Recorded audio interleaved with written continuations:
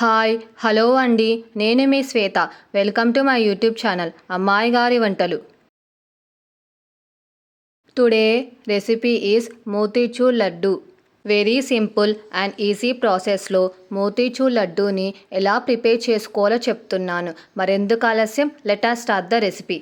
ముందుగా ఒక బౌల్లో 2 కప్పుల శనగపిండి, చిటికెడు ఉప్పు, 2 కప్పుల వాటర్ వేసి ఉండలు లేకుండా బ్యాటర్ని విస్కర్తో కలపాలి. మోతీచూర్ లడ్డూని బూందీ గరిటెతో చేస్తారు. నేనిప్పుడు చేసే మోతీచూర్ లడ్డూకి బూందీ గరిటె కూడా అవసరం లేదు. వంట రాని వాళ్ళు కూడా చాలా ఈజీగా చేసేయచ్చు. అలాంటి ట్రిక్స్ చెప్తున్నాను. శనగపిండి బ్యాటర్ ఇలా ఉంటే చాలు. ఒక కడాయిలో డీప్ ఫ్రైకి సరిపడా ఆయిల్ వేసుకోవాలి. ఆయిల్ హీట్ అయ్యాక శనగపిండి బ్యాటర్ని గరిటెతో తీసుకొని బిస్కెట్గా వేసుకోవాలి. ఇది ఫస్ట్ ట్రిక్ అండి.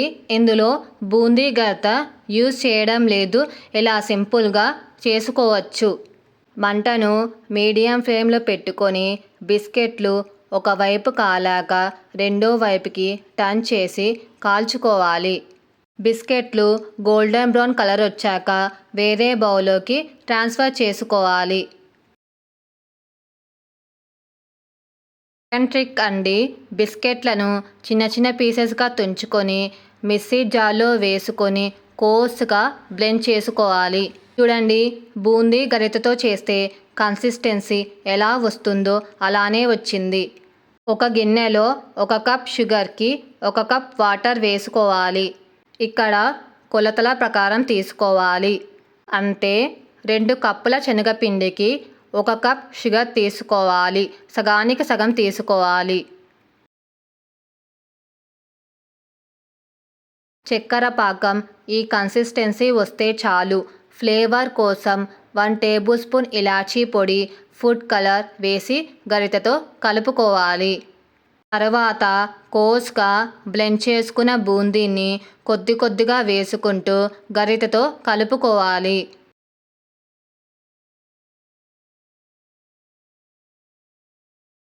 ఈ విధంగా కన్సిస్టెన్సీ వస్తే చాలు. చివరిగా 5 టేబుల్ స్పూన్ల నెయ్యి వేసి గరిటెతో కలుపుకొని దించేసుకోవాలి.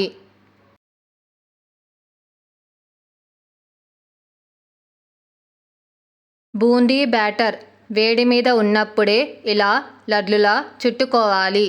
ఇలాగే మిగతా లడ్లన్నీ చుట్టుకోవాలి. మోతీచూర్ లడ్లన్నీ ఒక ప్లేట్లోకి సర్వ్ చేసుకోవాలి. అంతే, ఎంతో రుచికరమైన మోతీచూర్ లడ్లు రెడీ. ఈ ప్రాసెస్లో చేస్తే వంట రాని వారు కూడా ఎంతో సింపుల్గా మోతీచూర్ లడ్డూని చేసుకోవచ్చు.